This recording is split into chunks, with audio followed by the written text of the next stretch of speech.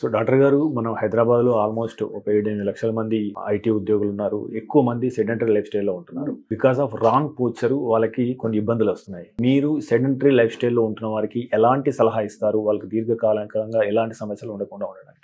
Very important question. నేను ఈ IT కంపెనీస్కి వెళ్తూ ఉంటాను టు గివ్ ఎడ్యుకేషనల్ టాక్స్. ఇప్పుడు అక్కడ వెళ్తే సపోజ్ 2 types, సీనియర్ సిటిజన్స్ గ్రూప్స్తో కూడా మాట్లాడతాను, ప్లస్ ఐటీ క్రౌడ్తో కూడా మాట్లాడతాను. అప్పుడప్పుడు క్వశ్చన్ అడుగుతాను, ఈ 45 minutes అయినా మీరు ఎక్సర్సైజెస్ ఏమైనా చేస్తారా చేయరా అంటే, అట్లీస్ట్ ఆ సీనియర్ సిటిజన్స్లో ఒక 60% ఎస్ అంటారు. ఇక్కడైతే ఆల్మోస్ట్ 6% కూడా ఎస్ అన్నారు ఐటీ క్రౌడ్లో. Because they are so busy with the work, awareness లేదు, మోటివేషన్ లేదు, టైం లేదు.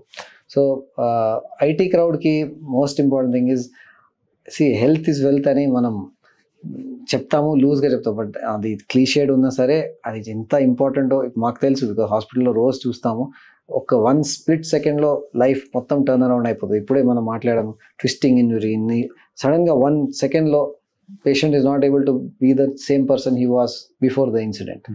సో ఐటీ క్రౌడ్కి కూడా అదే సలహా, మీరు హెల్త్ ప్రయారిటీ పెట్టుకొని డెఫినెట్లీ ఒక ఎక్సర్సైజ్ రొటీన్ దాంట్లో ఇన్కార్పొరేట్ చేసి, healthy diet lifestyle incorporate చేసి మీరు you have to go about it.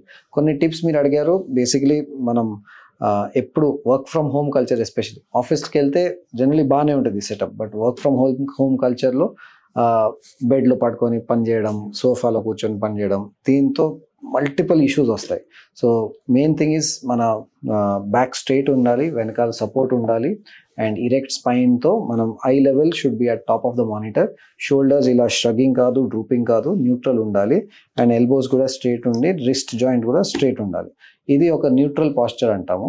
ఈ న్యూట్రల్ పాస్చర్ ఉండి కింద లెగ్స్ దగ్గర కూడా ఒక 90 degrees అట్ నీ, and foot should be resting on the floor. ఈ 5-6 చేంజెస్ చేస్తే ఆటోమేటిక్లీ స్ట్రెయిన్ తగ్గిపోతుంది బాడీ పైన. And 30 minutes maximum at a stretch చేసిన తర్వాత 2-minute బ్రేక్, డెస్క్ నుంచి మీరు పక్కకి వెళ్ళి వాకింగ్ చేసి 2-minute బ్రేక్ తీసుకొని స్ట్రెచెస్ చేసి మళ్ళీ రావాలి. సో ఇప్పుడు మా ఆక్యుపేషన్ ఈజ్ అ లక్. అంటే మాకు మీతో మాట్లాడుతున్నాను, తర్వాత పేషెంట్స్ చూస్తాను, పేషెంట్స్ రూమ్ టు రూమ్ వెళ్తాము, రౌండ్స్కి వెళ్తాము, ఆపరేషన్స్ చేస్తాము. ఇవన్నిట్లో ఒక వెరైటీ ఉంది ప్రతి దాంట్లో. బట్ ఐటీ ప్రొఫెషనల్స్ అట్లా కాదు, 8 to 10 hours వాళ్ళు సిస్టమ్ ముందే ఉన్నారు. So the amount of strain felt by the neck, shoulders, back, spine, మొత్తం it's too much. So one thing is correct posture, second thing is to build up the muscles, spine strengthening, shoulder, neck strengthening, anni unna exercises. Only thing is you have to be motivated to do all that. Daily 45 minutes లేదా 1 hour exercise చేయడం అనేది ఎంత important మన ఎముకల ఆరోగ్యాన్ని కాపాడుకోవడంలో. So దాని పట్ల మీరు అవగాహన కల్పించారు. ఐ మీన్ అందరికీ తెలుసు, దట్ ఈస్ ద థింగ్, ఎంత ఇంపార్టెంట్ అందరికీ తెలుసు. బట్ ఆ ఇంపార్టెన్స్ని మీరు థియరటికల్ నుంచి ప్రాక్టికల్లో కన్వర్ట్ చేయడానికి అక్కడే పీపుల్ లూజ్ ద ట్రిక్.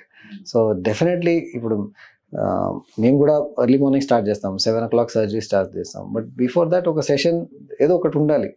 నేను పర్సనలీ టెన్నిస్ ఆడతాను, జిమ్కి వెళ్తాను అట్లా. But at least 1/2 hour to 40 minutes day అది పెట్టుకోవాలి. లేకపోతే it is just abusing the body అంతే.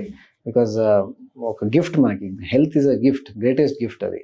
So if you abuse that then there is no meaning. We are nothing without our health, అంతే కదా. మీరు తీసుకునే అదే మందులు, అదే నాణ్యమైన మందులు, కానీ సగం ధరకే.